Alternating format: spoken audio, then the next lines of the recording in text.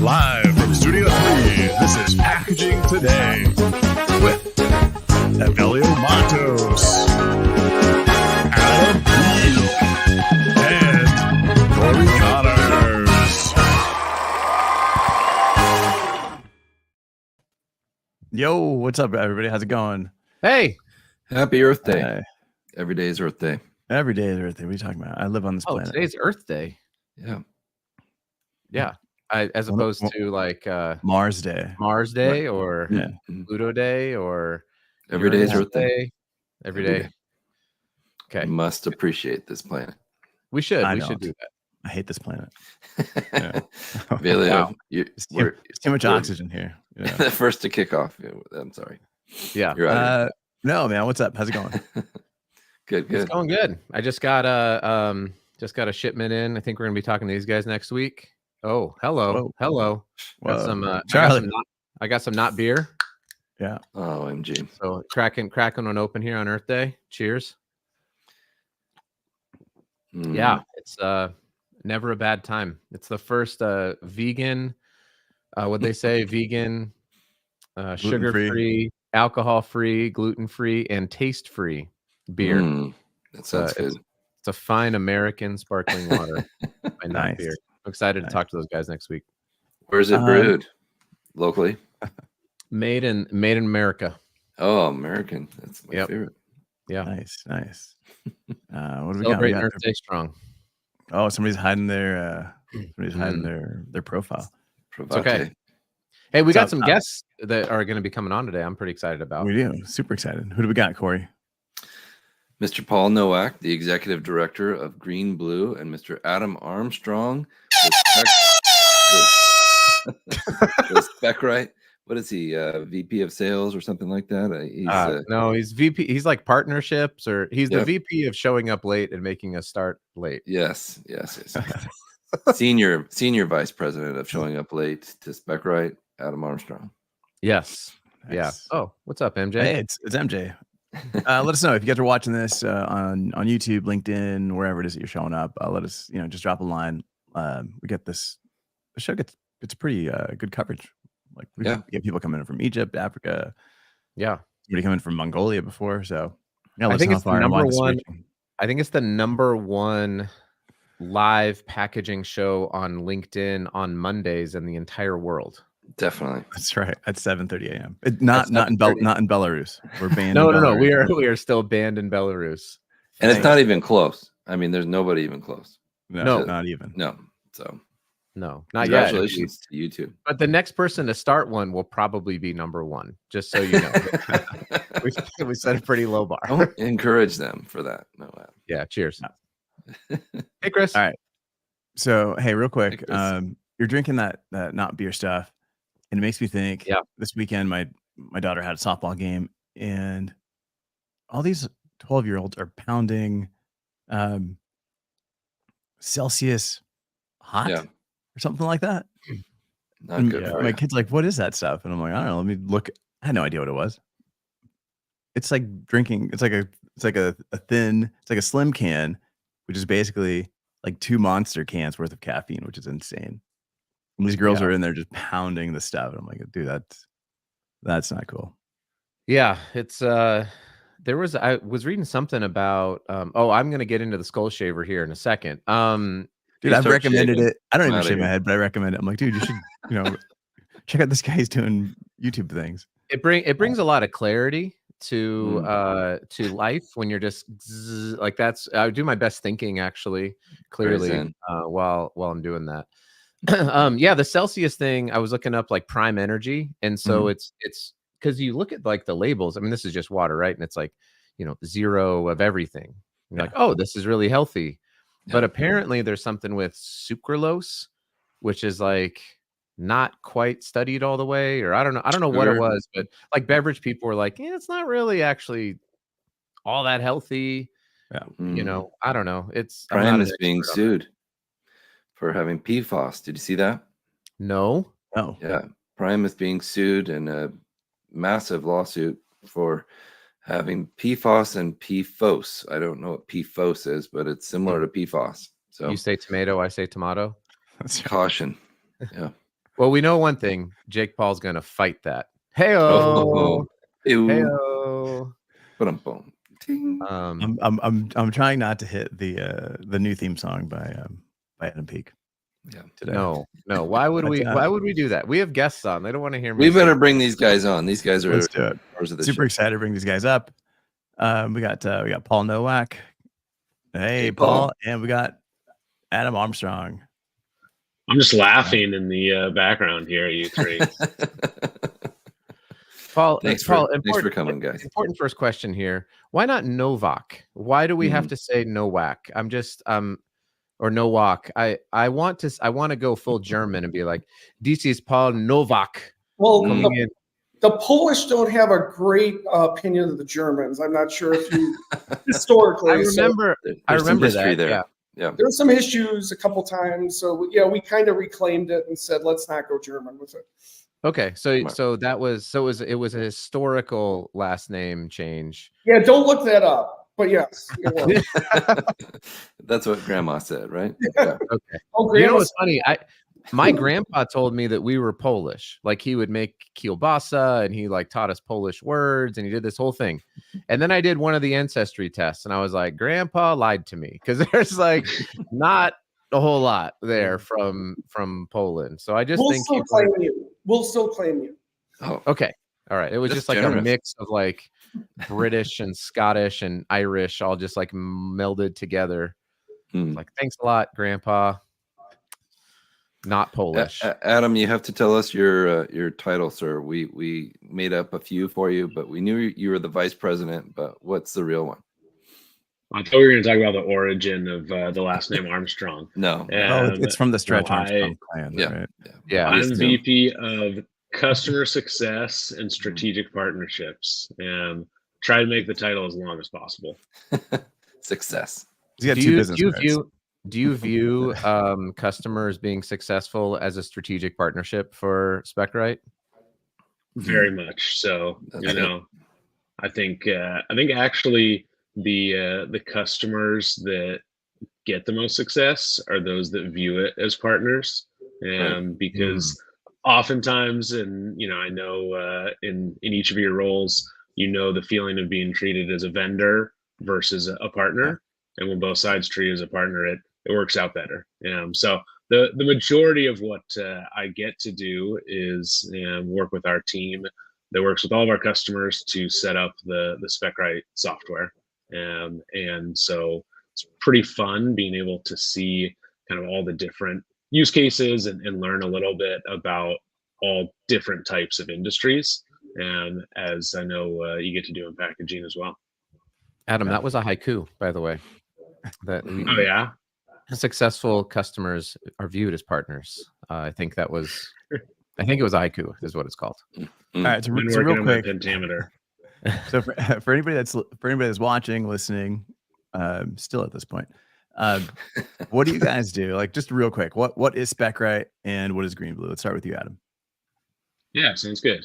So Specright is a cloud-based software platform that helps consumer goods, manufacturing, retail, all sorts of companies manage their product and packaging and related component specifications. And so we work with a lot of large brands as well as mid-market and challenger brands to help manage all the details about the products and components that they put on shelves. And then we have tools that help them to increase the quality, to improve efficiency and collaboration with their suppliers. And then a major focus is around helping them improve and increase sustainability. So Adam, question for you. Yeah. If I were a brand like this Smarty Pants, would I be able to use Specright to know how I could recycle this? So you will be able to do that soon through our collaboration with Paul and How2Recycle. Oh, wow, that's crazy. Paul, so can you tell I'll us hand it over to Paul to tell you Yeah. a little bit about How2Recycle and GreenBlue. That's called a professional transition, Paul. Yeah, that was That's a softball. So Paul Nowak, Executive Director of GreenBlue. So GreenBlue is an environmental nonprofit. And what we do is membership collaboration programs. So if you haven't heard of GreenBlue, most likely you've heard of some of our largest programs. So one is the Sustainable Packaging Coalition, or SPC. Another one that we're going to focus a bit more on today is the How2Recycle program, or H2R, an on-pack instruction label for end of life for packaging. Okay. So if you've ever gotten like a box or something, right, on the back of it, you've got these little labels that'll tell you exactly. It'll say whether you can recycle it, not recycle it, have to take it apart, and what bins to put things in. Makes it a lot easier, I think. It's not Smarty Pants. That wasn't. Right. I wasn't doing brand. I didn't get the brand endorsement for that. Right. Yeah. It just makes it easier very for exciting. customers to recycle their product. Exactly. So then both of you guys are coming together, right? So we got Specright and How2Recycle coming together as a partnership. How does that benefit the consumer? Adam, if you don't mind, I'll take a first stab at that. Yeah, go ahead. That's Sounds great. Oh, I was hoping for both. So, I think the best solutions are kind of the most simple, elegant solutions, similar to packaging design. You don't always get them, but when you do, you see them, right? And hopefully you jump on them with both feet. So I started my role as executive director almost 2 years ago. And one of the things I did was a listening tour when I first began the role. That's kind of standard as you get into a new role in an organization. And one of the things that I learned from our members, because we're a member-based organization. So when I say members, that could be a major retailer, that can be a converter, that could be a CPG, that could be groups like Specright, different partnership programs.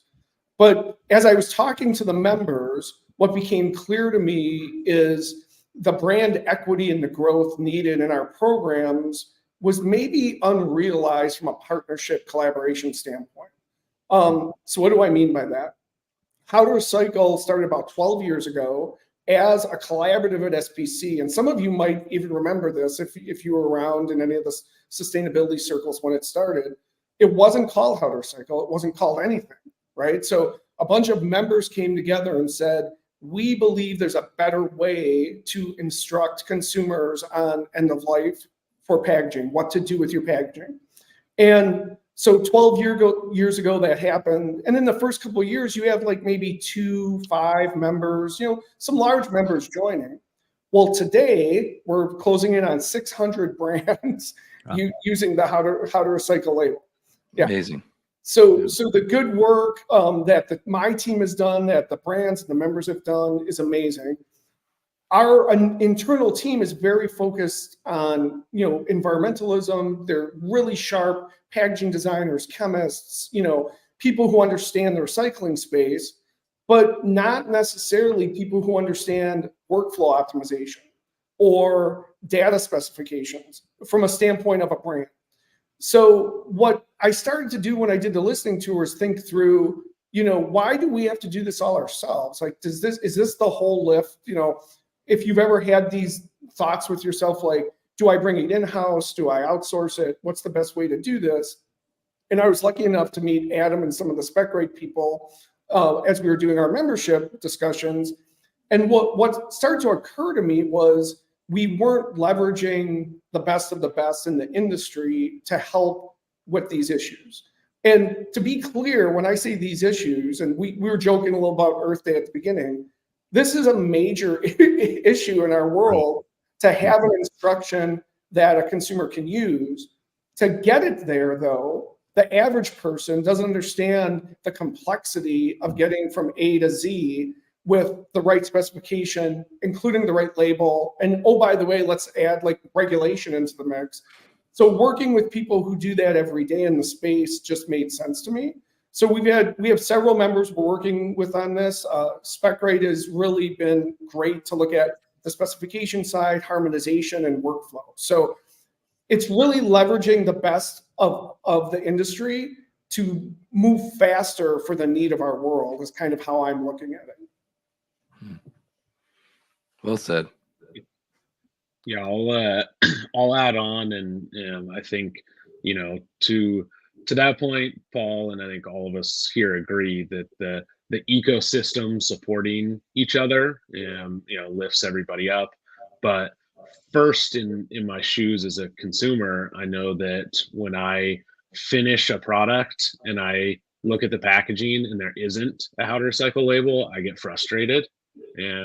And so I think that is the root of much of where Specright hopes to help out here, is that ultimately we can make it easier for companies and brands to get how to recycle labels on their products, because if you're managing the data that is required to make a how to recycle label assessment, and we can make it 10 steps easier, or save X amount of time, or reduce the amount of duplicate data entry, all of those will end up leading to how to recycle labels getting created faster, and ultimately at higher volumes. And so I think the main reason that Specright got involved was because our customers were asking for it.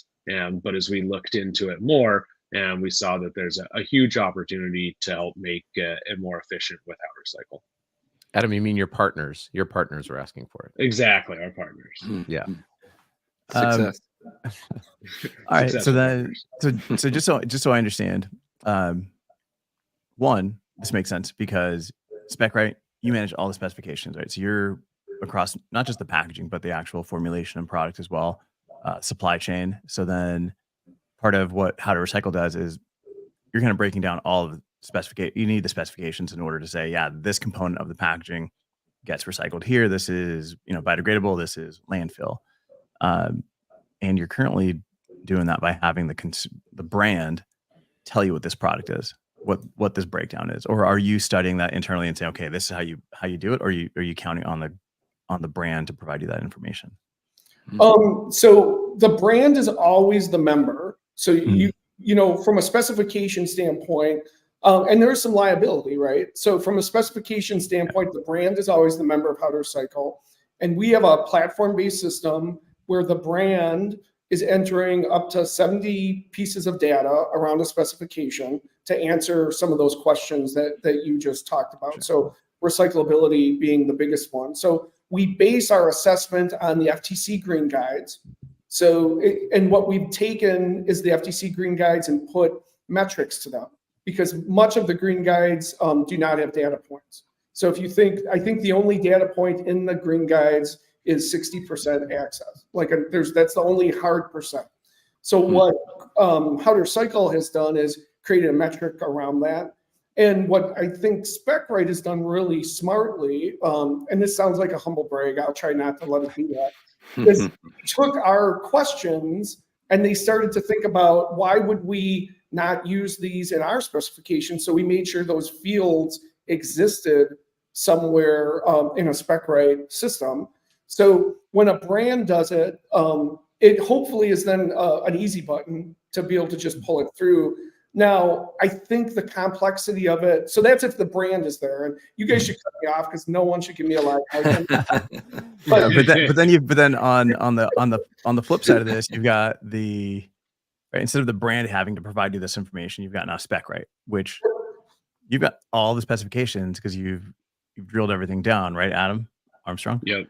Yeah. And then, dang it. He can do a one-word. I was going to say, Adam Peak knows it well. I think we can address the question that either Adam. I do not. I do not need to be. I don't have a VP at Specright type. He's wearing a hard-boiled egg shirt. There you go. It's a donut and a hamburger. Thank you. Excellent. I will say, I think to that question, as I'm thinking about this, I've helped some brands go through the how to recycle process, and it's not as though the importance has gone down. It's just it seems like this is such a natural marriage between the two organizations because you both need each other to help accelerate the amount of brands that can be putting this on there. And so getting access quickly to the data then accelerates the ability to approve whatever is going to be on the logo. So I when I heard about it first, I was like, well, of course, this makes a ton of sense. Right. Yeah, and I think as you go, Paul. Oh, no, I was going to say, I agree with that. I think, again, elegant solution, it's when you look around and you kind of say, oh, someone must have thought of this already. Because I know I'm not, you guys all know I'm not that bright. So like, someone must have thought of this already. And then you're like, nope, no one's doing it yet. That's when you know you're onto gold. Yeah. Yeah, I think one thing that, Cory and I have talked about a number of times is that, ultimately the goal is to help drive sustainability across the board. And so the data that is being stored in Specright, and we all love talking about data, is, the same information is being used to run a life cycle assessment. It's being used to do extended producer responsibility reporting. It's being used to do the how-to-recycle assessment. So rather than having to enter that into 3 or 4 locations, being able to standardize and harmonize and then, fulfill all of those objectives and hopefully, improve the sustainability across the board, make an environmental impact in a few different areas with, doing it in less time. And especially with how lean it seems like so many of these teams are, and often who the responsibility falls on to get this information together, making that more efficient is better for everybody. So then how do you I guess this is directed at both of you, is how does the labeling work when we're talking about across different states, right, where something may be recyclable in one versus another one, and does that tie back into specifications and kind of geography in terms of supply chain? Armstrong, you want me to go? That's for you, Paul. That sounds like a Paul question to me. But so if you think about, like I was talking about 60% access. So where we're thinking US, obviously that's made of many municipalities, many zip codes. Yeah. And so what we end up doing is either doing annual studies of our own that are access studies for the United States, or relying on other partners. So some of you may have heard of our partnership with the Recycling Partnership, or TRP, to use their national database for access to evolve the how-to-recycle label to be able to be scannable by consumers. So currently, the heart of that matter, it's an imperfect system. And what we're working with is if it's 60% or higher, it could be considered widely recycled, but that still means there could be, 30, 40% that don't have access. So we're working towards this being a live system where people can actually find out if in their location it's accessible. But in the meantime, before how-to-recycle, there was nothing really being placed on. So I look at it as like a living, breathing program that's changing with the world.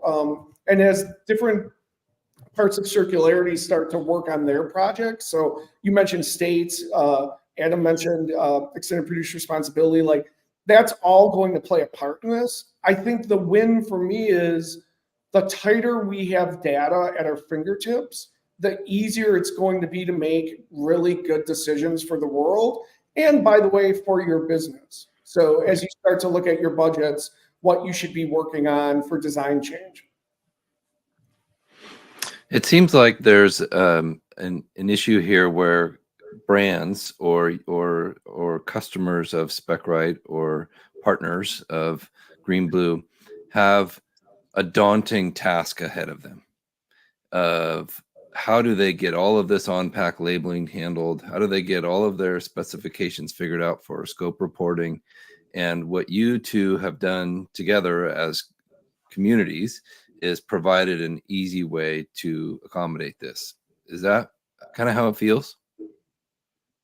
I think that we are getting there. I don't think that we want to say, hey, this is going to be a simple click of a button and you Right. can wash your hands of it.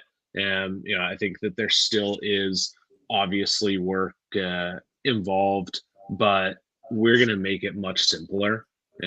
We're going to make it more efficient. And then, one of the things that I've been most impressed with GreenBlue and how to recycle is that the regulations and the requirements, and on a municipality basis, obviously on a state and federal basis, are changing all the time. Yes. And so this isn't just a one-time thing. This has to be reassessed, and that is one of the things that we heard from a lot of partners that we were talking with, is that they have a tough time keeping up with it, and they're getting the information from how to recycle, but they don't necessarily have somebody within their company that can stay on top of it. And so I think this partnership is another way where if we can help embed some of that information in Specright, and so it's not only just feeding the data to run the assessment, but it's also providing some pre-assessment checks, and getting in some of that kind of intelligence that's coming from how to recycle, and making it so you catch that on the front end as opposed to at the end of the assessment. So I think it is definitely going to simplify it. It's going to make it faster, but it still is a process. I think back at until we get. Oh, sorry. Go ahead. I was going to say until we get AI involved in this, right? And then I had a conversation with Eamon, CTO over at Specright, and we were kind of just digging into the spec intelligence before artificial intelligence, right? And being able to have all this information that you're collecting and have available, and then figuring out how to position into all these different areas it needs to go to make things so much easier. So it's not just these partnerships that you're building, but also looking to the future to make these things just absolutely work. Absolutely. And so foundationally, and what Armstrong was talking about, like the steps that it takes, but we can see that path, right? What you just talked about. So if you have the specs and you're repeatedly making an assessment of a spec, machine learning will start to be able to learn that. So we're piloting machine learning this year as well, so that when you look at like a how to recycle assessment today, it's done currently always by a person, which we love. Like that was the best way to do it. The technology wasn't there. It was a growing program. But if you look at now over 12 years and having so many brands using it, you can say like 50% of those assessments are repeat assessments. So to be able to speed up the system so we get more instructions on pack, I do think there's a huge piece with AI and machine learning that'll play a part in that. But if you don't foundationally have what Adam Armstrong and Specright are working on, it doesn't work. So it's kind of like let's put each block in place and then really rev it up so that this becomes just, you're just turning them out. I don't know if I'm allowed to ask a question, but I'm going to anyway. So on the converter side, I don't know if you guys like that term or not. So partner. Partner. What was your thing earlier? Blessed something. I couldn't get your whole. Not Mr. Peak, but it was like Reverend. Yeah. So how do you think about that from like raw specification? Say you're doing a private brand or you're partnering with a brand. Like, how do you think about your data and passing it forward into these systems? That was actually going to be my point. So thanks for the softball and for I didn't know that. Yeah, no, we didn't cross notes. It's the reason why I think I'm so excited about what's happening with Specright is it's creating an ecosystem for all of the parties to have kind of a single source of truth, objectively true things. It's not saying, Matthew Wright's been pretty clear about this. He says, like, we don't define sustainability. We give you the data for you to do it. And so as a converter, I send people to Specright often because I'm like, well, do you want to, as Adam was talking about, like run an LCA? Do you want to understand, EPR? Do you want to look at how to recycle? Do you need to do your own palletization program? And as they continue to build, for me, and Myers is looking to get on the Specright network. Being a a supplier into it means that I only have to communicate one time into a system, and it can and if I look at my customers, excuse me, if I look at our partners at Myers and I think about all of the things that they have to do now, the packaging engineers specifically and the procurement supply chain people. I know we've got someone, Nadeem from Saudi Arabia at the Supply Chain Academy. You know, like all these supply chain people, they're being asked to do more and more and more and more and more stuff with fewer and fewer resources. And so having something like this to say, hey, we're going to make it easier to go through how to recycle. Whereas before, it was not only a manual process on your end, Paul, it was a manual process for us because we had to go pull all of the information. And then it was a manual process for typically an overworked packaging engineering team. Right. You know, I think about, Adam, like the stories that Kevin Davis has told us about EPR and all the help that has had. So I just see more and more and more like, how can we make the data do multiple things at one time? And I'm really excited for it. I would much rather my customers own their data. Partners. I'm gonna go with revered partners. I would much rather have them own their own data and let us be great at making the stuff, not have us also have to be great at being the data providers all the time. So it's really exciting.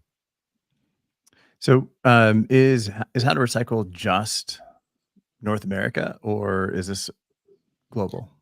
It's a good question. So it's Canada and US actually. So what we've done is really focus there. Most of our members have been there, but in the last few years, back to that listening tour that I did at the beginning, many of our members are global. So last year we had an event in London in December. So we went to the UK and started to have some discussions with RAP and OPRL and some of the different labeling systems there.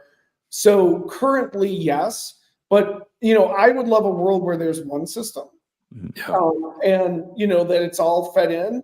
And people are say that's impossible. Like that's kind of catnip to me. Tell me that's impossible. Let's go work on that. Let's do it and chip away at it. Like it's small chunks. So say we get a European and How to Recycle system that is very well aligned. And then say if you've seen the systems in South America or you've seen some of the systems in New Zealand, Australia, there's some very good systems that frankly all of our systems for instruction are fairly similar because doing the same thing. So I believe there's a space where we could, while it's currently only North America, minimally harmonize the system so that it's that same 60 to 70 questions for everyone. But in my Nirvana state, there'd be one label system to rule them all. Yeah, let's talk about that in Amsterdam in November at your event. Very exciting. Yeah, very exciting event. Now and then, you're talking about like the Australia, New Zealand. I mean, they've got a pretty good system there. I know they continue to work on that stuff, and obviously in France, they've got the Triman logo and that whole system, which is it's a lot, right?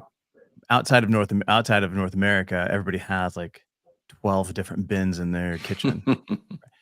But that's kind of what we need. I don't know that we're willing to do that here in the US. But I don't know. I guess the question is then to you, Adam, is Specright supporting some of these other programs like the Triman and some of these others outside of the US? Good question. That Adam. This Adam.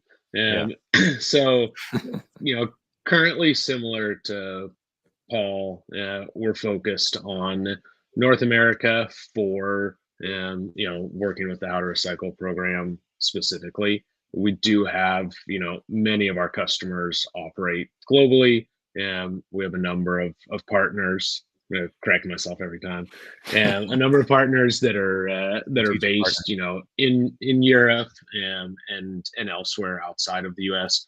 And we do help them with kind of individual one-off programs, but we haven't focused yet on kind of a wider partnership. I think honestly, a goal would be to grow with How to Recycle as they kind of expand and partner more in those areas. And we'll see what the timing is, and we've had conversations with other programs, and we've looked at, how can we support this individual company that doesn't have what they need in Europe, for example. But I think on a larger scale, it makes sense to do it together. Okay, awesome. And then I see Anthony's got a question here. Is a Canadian Stewardship Services Alliance involved? They are with How2Recycle. Okay. I don't know what that is, so I'm just asking the question. It's Thank you, Paul. If you have milk in a bag, can what to do with be it recycled? I think that's the question. I just keep it in my pocket. I think the other interesting thing involved, I'm a packaging nerd. A lot of these materials that we're seeing, we're also getting questions on direct mail and mail, and couldn't this system just apply to that? And we are using How2Recycle on mail, but back to the data point of like the materials that are now in the database for How2Recycle, if we do this in a smart way, right, you can start applying it to all kinds of industries. In-store signage is another one that we've had a number of questions about. So when you start to look at goals, for How2Recycle, 87% of our members either have environmental goals or are currently building their environmental goals as we speak. And to not have the data to be able to really make good decisions around that becomes a struggle. But if we do it right, just think about how that could start to influence other industries. And the waste stream that we talk about is very packaging focused, but we know there's more going into that waste stream that needs recovery of the packaging. Got it. Cory, you had a question? I have lots of questions, but I think we're about over time here. I think this has been an awesome insight into the future of sustainable packaging, how it will continue to progress. What you gentlemen are doing is excellent, and we're thankful to be a small part of that by announcing it today. How do people get in touch with you? Take it first, Paul. Oh, okay. I thought the partnership guy, that was like, I was giving you that softball. So basically, if you go to greenblue.org, you will get me there, or you can go to paul.nowak@greenblue.org. Perfect. Or LinkedIn. I just wanted to be able to. I wanted to take more time, which is why I chose to go second. Also, I was hoping that the two Adams were going to riff on the NBA playoffs for a while. There's nothing to riff about. Put the beat down on the Mavs. Defending champion Denver Nuggets. Adam, so besides MySpace, which everyone could find you on, where else would they find you? I was Tom's first friend on MySpace. He told me I was number one. I believe it. He's like, just like the first guy, you are my number one. Adam, he may have told all of us that. Dang it, Tom! You can go to specright.com. That is SPEC right, RIGHT.com, and connect with us there.